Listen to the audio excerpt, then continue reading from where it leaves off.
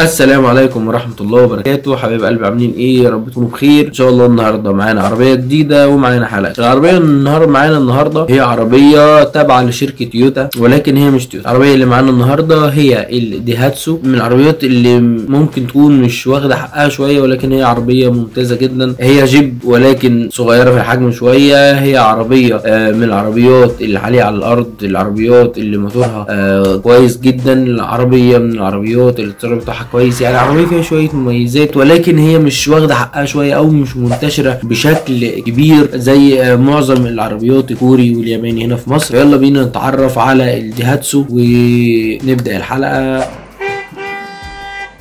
العربية من العربيات الممتازة جدا، بتيجي بموتور 1500 سي سي 105 حصان، وكمان بتيجي ب4 سلندر 16 صباب بفتيسين، فتيس مانيوال 5 سرعات وفتيس اوتوماتيك 4 سرعات. العربية بتتسارع من 0 ل 100 في حوالي 12 ثانية، وده تسارع كويس جدا. زائد كمان ان العربية بتيجي بخزان وقود 50 لتر. مش هنقول موفرة في البنزين، ومش هنقول بتستهلك بشكل كبير، يعني بتستهلك حوالي 8 لتر كل 100 كيلو. يعني هو عالي شويه، مش هنقدر نقول انها موفره في البنزين، ولكن برضو مش بتيجي بشنطه مساحتها 380 لتر، زائد ان احنا عندنا امكانيه طي الكنب، وبتدينا مساحه اكبر واوسع بكتير من المساحه ديت، تقريبا ضعف المساحه. زائد كمان ان عفشه العربيه عفشه كويسه. اعاده البيع العربيه كويسه، يمكن هي تقيله شويه في اعاده البيع، ولكن هي من العربيات اللي ما بتخسرش سعر فيها كتير. العربيه كمان فيها كماليات كويسه، يعني فيها ايموبلايزر اللي هو جهاز ضد السرقه، وفيها ايرباج، وفيها اي بي اس، وكمان فيها تكييف جيد جدا، وازاز كهرباء،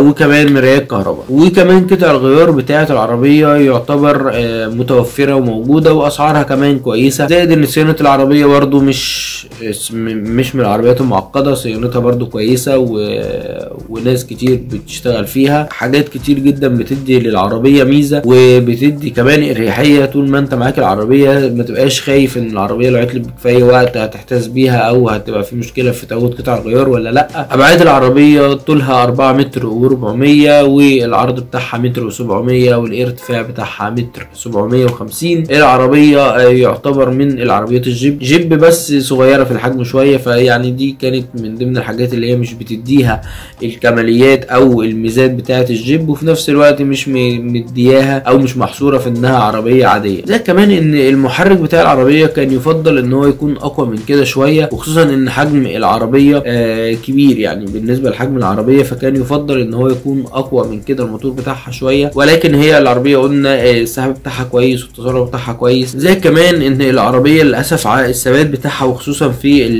المنحنيات والمنعطفات، بتبقى صعب شويه بسبب علو العربيه، وان العربيه مش راكزه كويس على الارض، فبتبقى خطر شويه في المنعطفات بتاعتها على السرعه العاليه. ديت يعتبر كانت ابرز المميزات والعيوب عن التيريوس. وكده نكون وصلنا لنهايه الحلقه، وحابب اشكركم جدا، وافكركم لسه اشتركوا في القناه واشتركوا لنهارنا، واللي مش فعل زر الجرس يفعله عشان يوصلوا كل جديد. ما تنسوش دعمكم باللايك والشير، وشكرا لكم. سلام.